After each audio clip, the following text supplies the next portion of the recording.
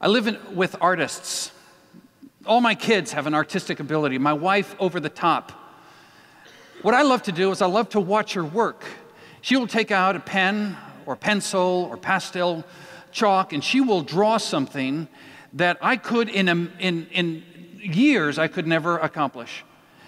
For somebody like me who has no artistic ability, whose ability to draw a cat has not changed since the 3rd grade, it is stunning to see somebody just with a smooth hand and a clean line draw something and have it emerge into life. It is arguably true that Jesus is an artist. And his art form is something that he invented called the parable. It's not a story with a moral. It's not a myth. It's not a fable. It's not a fairy tale. It's a lesson. And in that lesson is a picture, a postcard from heaven, if you will. It's a clear picture of what God is like, what the values of the kingdom are like. It's straight from the heart of God. And you've heard me say in times past that parable is like a geometric parabola.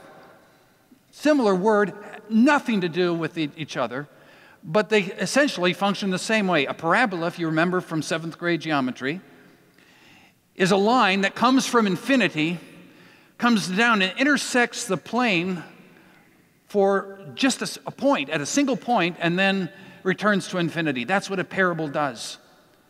It's a line from the infinite heart of God to convey a message, a pure message of truth into the plane of our lives, and then it disappears. And our task, whenever you run across a parable, is to be open to it. Open to the teaching that Jesus, as the artist draws this, as he sketches this parable with his words, be open to the teaching of what he has to say to us. And I'll show you what I mean as we get into this parable. It begins innocently enough in chapter 12, verse 13, with a setting where there's apparently a family feud. There's been a death, there's a pile of money, and one brother is feeling left out of the division of the estate. And so he says in verse 13, someone in the crowd said to him, "Teacher, tell my brother to divide the inheritance with me." We don't know anything about this man. We don't know who died. We don't know how much it was. We don't know how many brothers there are. We don't know. All we know is that Jesus says, no. It's a stunning thing because this man needs help. There's an injustice, apparently. There's a problem, and this man is asking Jesus to intercede, to intervene in his life and make things right. And Jesus says, no. In fact, it is so harsh, it draws our attention to it. "Man," he says, "who appointed me judge or arbiter over you?" Now, what's going on there? Why would Jesus refuse to get involved in a family feud? Why doesn't he get involved in the nitty-gritty, the details of our life and sort of solve and fix the people and the problems that we have? He doesn't want to. This is the stunning thing about it. He wants to do something else. In fact, he would say that his message, his purpose is far more profound, far deeper than your problems, as significant as they might be to you. He will not be a referee in your life. In human terms, he will not be a coach. He will not come into your life and sort things out and tell you, don't do this and don't do that. That's not his purpose. That could be the effect of coming to know Jesus, but that is not his intention primarily. His purpose is deeper, richer, more profound. His goal is to change you. Not solve your external heartfelt problems, but change you. A couple of months ago, as I recovered from this back surgery I had, I realized I had a lot of time in the morning, and Fran and I decided we were going to go into a period of prayer, and we prayed every single day for 40 or 50 days. It was deep, rich, and wonderful. And I came up with a list of things that I wanted to pray about, and a couple of things concerned the children that we've been blessed with. And I prayed specifically for one of my children, And I asked the Lord specifically to get into this child's life and fix a problem that this child apparently was having. God did not do it. Because my attitude was faulty. My attitude was more like, God, sick 'em. Okay? God, get into this situation and change it. Get into this situation and fix it. And some of you have come here this morning or have entered into this church experience with that in mind. You have dragged somebody to church, your child, your parent, your spouse, and you're sitting there saying, oh God, please fix him. Fix him. Fix her. And maybe you've prayed those heartfelt prayers where you say, Father, now that we're up to our ears in kids, where's the love in my marriage? Please bring it back. Those are heartfelt. You may have, serious personal issues having to do with health or disease or job loss, and you bring those to the Lord. And I want you to know that Jesus hears it, but I want you to know that the place that he always begins his work in a marriage, in a family, the place he always begins his work is in a human heart. And I found as I began to pray day by day for my children, that the person that was changing the most was not my child, but my heart. So Jesus, he doesn't want to be the referee. In fact, you remember that time where Thomas says to him, where are you going? We want to follow you. Where are you going? Give us the road. And Jesus says, I'm not that to you. I'm not that person who's going to tell you detail of what to do. In fact, you want to know the way? Jesus says, I am the way. He wants to function at such a deep, powerful level in your life that he's second nature. He's not from the outside like Dr. Phil or Dr. Oz or Judge Judy or Mr. Goodwrench who are telling you what to do.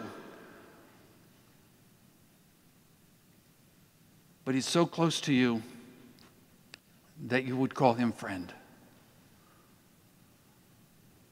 This is a big deal in the Bible, by the way.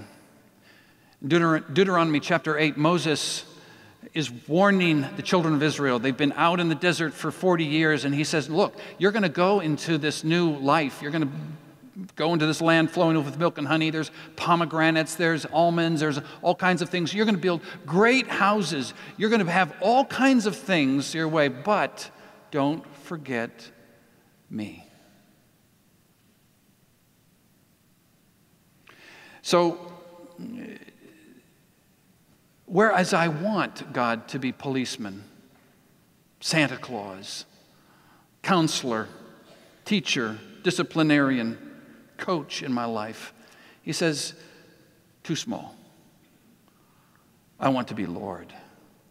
I want to be Savior. I want to address you at the point of your real need, your personal need, salvation.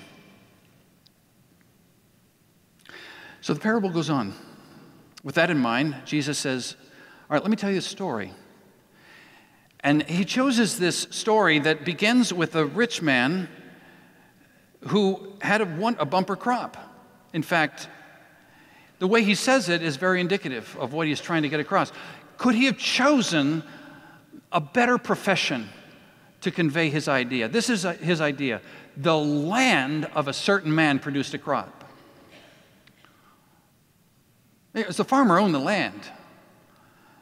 But the way the story is told, the farmer can't take credit for what happened on the land. Jesus says it's the land, it's the ground that produced the crop. It's not the farmer. And in saying this, he is opening up one of the greatest ideas that I know you'd want to know about. In talking about a farmer, he is saying, and he's reminding us that there are, well, look at us. Look where we live. Look what you drive. Look what you do. Look at the kind of assets and resources that you have, whether rich or barely making it. I just want you to take stock of where things are right now. How much of that is 100% because of you and your tireless ingenuity, your brilliance? How much of your success is attributed to the fact that you are smarter than everybody else you've ever worked with? You're able to time the markets. You're able to, anticipate things, and it's all about you. How much of that? Most people in this room are going to say very little. I've been blessed. God has, for whatever reason, shown me favor. He has given me grace. He's given me a kind of favor and grace that's unexplainable to me. Do you believe that? That's what Jesus is conveying here. Here's a man who just happens to own the right piece of land. He's a farmer. He worked. He tilled the soil.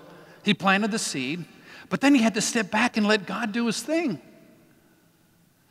Is there another profession that Jesus could have chosen that would convey this idea more perfectly than that of being a farmer? Because farmers, they plant the seed and then they have to step back and they're dependent upon weather, things totally out of their control, water, humidity, bugs, rabbits, all the kinds of things that destroy or foster growth. Totally out of his hands. And in doing so, Jesus is asking us a question. What about you? What are your successes? Are they yours? Or hasn't God somehow, in miraculous ways, been overarching and powerful in your life? I said to you a couple of weeks ago that we won Yard of the Month in our neighborhood.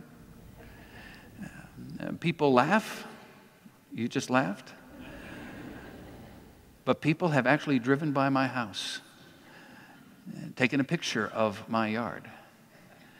The ironic thing about this, as I told you, I had nothing to do with it.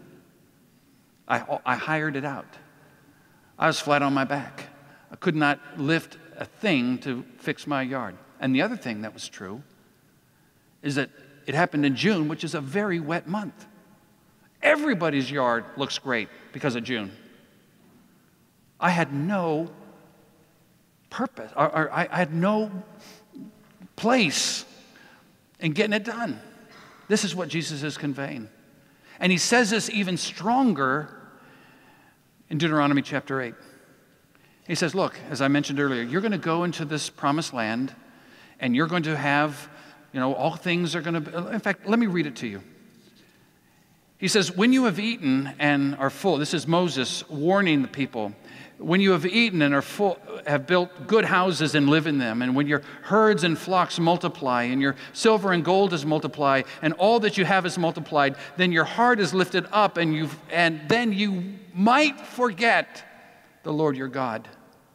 You might forget that he brought you out of the land of Egypt, out of the house of slavery, and that he led you through the terrifying and great wilderness with its fiery serpents and scorpions and thirsty ground. Then he concludes, he says, beware lest you say in your heart, my power and my might of my hand have gotten these things for me. You shall remember, Moses says, the Lord your God, for it is he who gives you the power to get wealth.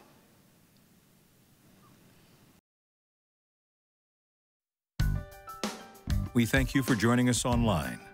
The ministries of Christ Church Plano are made possible by generous contributions from our members and viewers. If you have found this sermon meaningful and would like to make a gift of support, please visit christchurchplano.org/give. Thank you.